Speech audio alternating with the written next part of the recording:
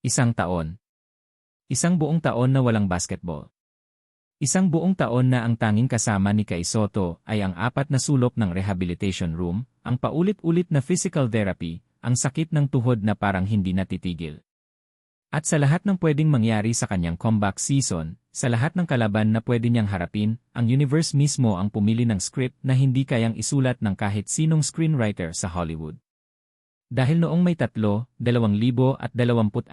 sa loob ng Eli Hall Toyota, tumayo si Kai Sotto sa harap ng mismong team na sumira sa kanyang tuhod, ang Seahorses Mikawa, at sinabi niya sa buong mundo, sa pamamagitan ng kanyang laro, na hindi siya tapos.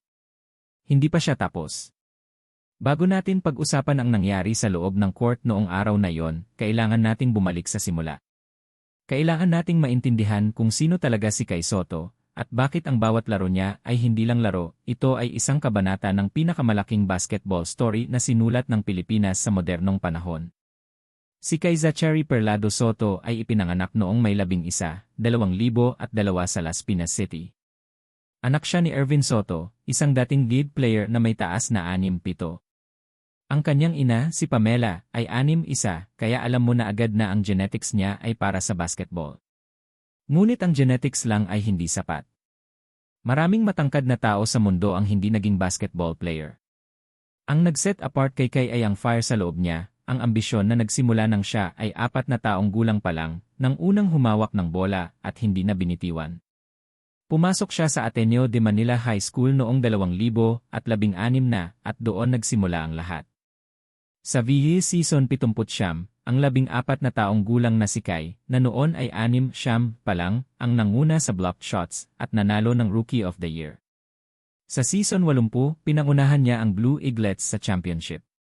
Sa finals, nag-average siya ng 17 points, 13 rebounds, at 6.3 blocks. Finals ani Mythical 5. Sa kanyang huling season, season 81, umabot ang averages niya sa 25.1 points at 13.9 rebounds. Ng buong liga. Ngunit hindi sila nag-champion, natalo sila ng NBA Bullpups. At pagkatapos noon, umalis si Kai. Hindi na siya naglaro ng college ball sa Pilipinas. Pumunta siya sa Estados Unidos dahil may mas malaking pangarap siyang hinahabol. Ang The Skill Factory sa Atlanta ang naging tahanan niya. Sa kanyang debut doon, 18 points at 12 rebounds agad laban sa Venice Academy. Nanalo siya ng AC sa King Invitational Tournament. Nag-participate siya sa Basketball Without Borders Global Camp noong NE All-Star Weekend 2020. At pagkatapos, dumating ang pinakakontrobersyal na desisyon sa kanyang buhay, sumali siya sa NE League Ignite, iniskip ang college eligibility niya. Dito nagsimula ang roller coaster. Dahil sa COVID-19 at logistical issues, pagkatapos niyang maglaro para sa gila sa FIBA Asia Cup qualifiers, mutually, siyang umalis sa Ignite. Hindi na siya nakabalik. Pumunta siya sa Adelaide 36 ers sa Australia. 2 season doon, 2-time Indila Fans NE. Nag-declare siya para sa 2022 NE draft at hindi siya na-draft. Ang sakit nun. Isipin mo, ang buong bansa na nanonood sa'yo, umaasa na ikaw ang magiging first homegrown Filipino sa NE at ang pangalan mo ay hindi tinawag. Bumalik siya sa Adelaide para sa isa pang season at pagkatapos lumipat sa Japan, sa Hiroshima Dragonflies ng NE League. Naloon siya sa Yokohama B Corsairs. At noong June 2024, sinalubong siya ng Koshigaya Alphas, isang bagong promote na team sa Gi-1, isang underdog sa liga. At dito tayo napupunta sa pinakamasakit na bahagi ng kwento. Noong January 5, 2025, sa isang laro laban sa mismong Seahorses Mikawa, naputol ang anterior cruciate ligament ni Kai sa kaliwang tuhod. Leo tear. Ang injury na tumatakot sa lahat ng atleta. Ang injury na tumapos sa career ng ilan at binago ng tuluyan ang trajectory ng marami. Tinawag niya iyon ang darkest day ng kanyang buhay. At sino ba ang hindi iyak sa ganong sitwasyon? 22 taong gulang ka, nasa foreign country ka, malayo sa pamilya mo, at ang tuhod mo ang nagsasabi sa'yo na baka tapos na ang lahat. 6 na buwan ang minimum recovery para sa lira. Pero si Kai, 1 buong taon siyang nawala. 1 buong taon na hindi siya tumapak sa league court. Isang buong taon na ang mga katapat niya ay nagpapalakas, nagpapabuti, habang siya ay nagre-rehab, nagpapagaling, nakikipaglaban sa sarili niyang katawan. At pagkatapos, noong January 24, 2026, bumalik siya.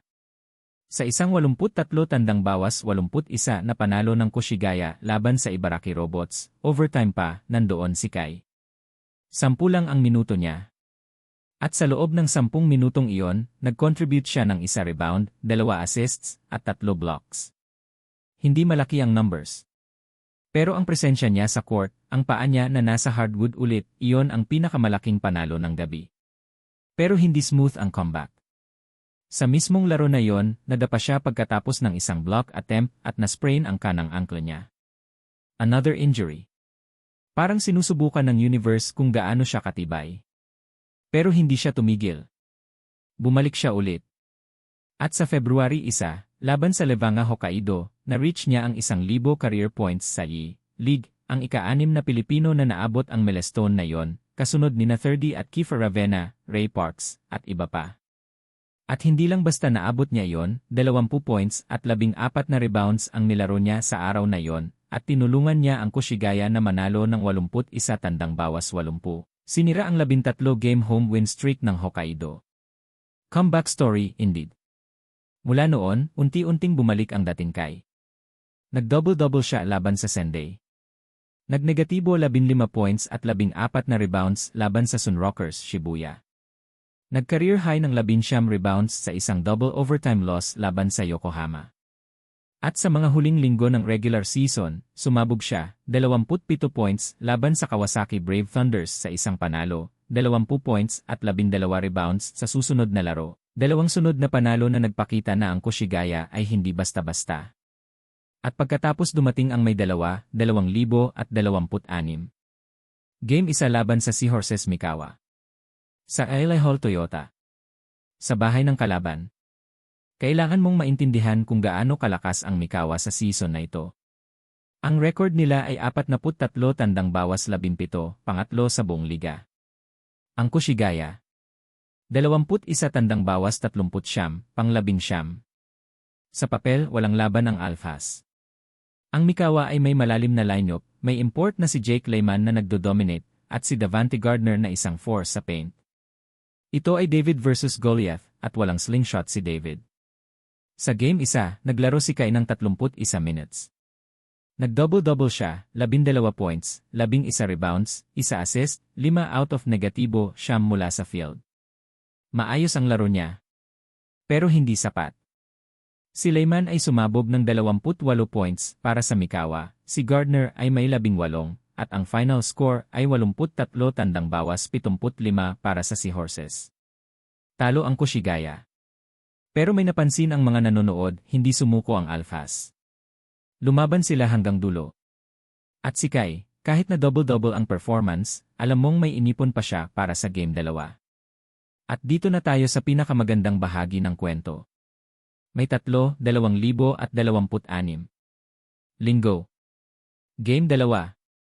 Pareho pa ring Ailey Hall Toyota. Pareho pa ring kalaban. Pero ibang-iba na ang Koshigaya na pumasok sa court. Mula sa unang quarter pa lang, alam mo nang may nagbago. Ang Koshigaya ay naglaro ng 23 points sa first quarter laban sa 18 ng Mikawa. Hindi ito ang timid, defensive team na kahapon. Ito ay isang team na may purpose, may galit, may gustong patunayan. Sa halftime, halos pantay pa rin, 43 tandang bawas 40, Koshigaya. Malapit. Competitive. Pero ang third quarter, doon nagbago ang lahat. Sumabog ang Koshigaya ng 33 points sa third quarter. 33. Laban sa isang team na may 43 na panalo sa season. Nag-collapse ang depensa ng Mikawa. Hindi nila alam kung sino ang bantayan dahil hindi lang si Kai ang naglalaro ng magaling. Ang buong team ay nag-click. Pero si Kai ang nagbuhat ng emotional weight. Siya ang nag-set ng tone. Nag-negatibo 18 points siya, 8 rebounds, at dito ang pinakamaganda, 6 assists. 6 na assists para sa isang 7-3 center. Ibig sabihin, hindi lang siya nag-score. Pinaglalaro niya ang mga kasama niya. Pinagana niya ang buong sistema ng Koshigaya. Ang final score, Koshigaya 78, Mikawa 75. 23 puntos ang lamang. Isang blowout. Isang absolute demolition ng isang team na 19 sa standings laban sa isang team na 3. Sa bahay pa ng kalaban. Kung may diksyonaryo ng basketball upsets, ang larong ito ay dapat nasa unang pahina. Pero para sa akin, ang numbers ay hindi ang pinakaimportanteng bahagi ng kwentong ito. Ang pinakamahalaga ay ang context. Tandaan mo, 1 taon lang ang nakalipas, sa January 5, 2025, nasa mismong floor na iyan si Kai nang mapunit ang isil niya. Laban sa mismong team na yan. Ang Seahorses Mikawa ang huling kalaban niya bago nawala siya ng 1 taon. At ngayon, sa mismong arena na yon, sa harap ng mismong fans na yon, pinagmukha niyang amateur ang team na sumira sa kanyang tuhod. Kung ikaw ay isang sports psychologist, alam mo kung gaano kahirap ang ganitong sitwasyon. Ang mental block na kaakibat ng pagbabalik sa lugar kung saan ka na-injure ay real. Maraming atleta ang nag-struggle dito. May mga basketball player na hindi na nakabalik sa dating level nila pagkatapos ng isila tier, hindi dahil sa physical limitation, kundi dahil sa takot. Takot na baka mangyari ulit. Takot na baka hindi na sila katulad ng dati. At ang pagbabalik sa mismong arena, laban sa mismong kalaban. Iyon ay isang mental battle na mas mahirap pa sa physical rehab. Pero tingnan mo ang ginawa ni Kai. Hindi lang siya naglaro, nag-dominate siya. Hindi lang siya nag-score, pinasaya niya ang mga teammates niya. 6 na assists ang ibig sabihin ay 6 na beses niyang nakita ang bukas na tao at pinili niyang ibigay ang bola sa tama na posisyon. Para sa isang center na 7-3, ang ganitong court vision ay hindi normal. Ito ay produkto ng maturity, ng pagtanda sa loob ng 1 taon na rehabilitation, kung saan wala siyang magawa kundi manood ng laro at pag-aralan ang basketball mula sa labas. At doon ko na-realize, baka ang isila injury ni Kai ang pinakamahalagang bagay na nangyari sa kanyang career. Hindi dahil gusto ko siyang ma-injure. Kundi dahil ang 1 taon na yon ng pag-iisa, ng pagre-rehab, ng pagre-reflect, ay nagbigay sa kanya ng bagay na hindi kayang ibigay ng kahit anong training camp, perspective. Noong bumalik siya, hindi na siya ang parehong player. Mas matalino siya. Mas mature. Mas patient. Makikita mo sa way niya mag-pick and roll, sa way niya mag-post up, sa way niya mag-pass, hindi na siya yung bata na gusto lang mag-dunk at mag-block. Siya ngayon ay isang complete basketball player. At ang timing ng lahat ay hindi rin basta-basta. Isipin mo ang trajectory niya ngayong season. Pagkatapos ng rocky comeback noong January, unti-unti siyang bumuti. Sa February, 1,000 point milestone. Sa March, career high na 11 rebounds.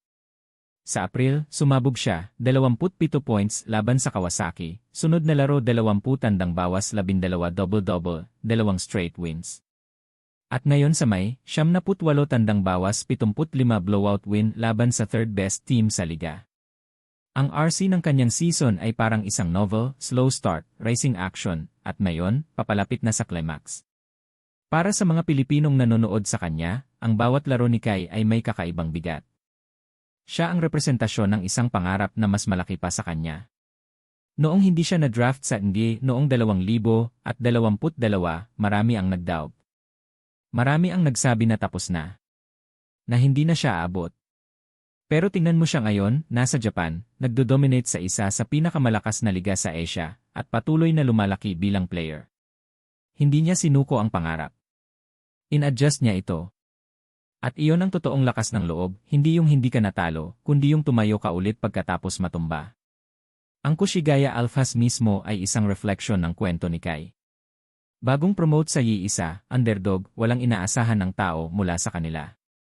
Ngunit sa likod ng leadership ni Kai at ng chemistry ng team, nagawa nilang manalo ng mga laro na hindi nila dapat mananalo.